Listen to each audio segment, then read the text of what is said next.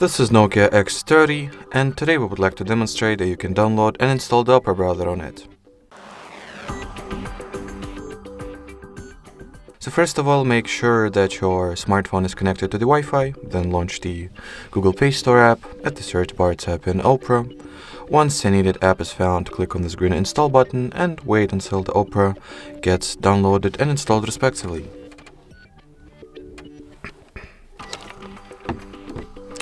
Now you can go ahead and launch the app. While opening Opera for the first time, it is required that you undergo a very simple setup procedure. So first of all, tap on this blue continue button, then decide whether you would like to set Opera as your default browser app. I'll skip this step. And finally, you can either customize the permissions that will be granted to Opera or simply allow everything that it needs or everything that it asks for. And that will be it. So thank you so much for watching, and bye-bye.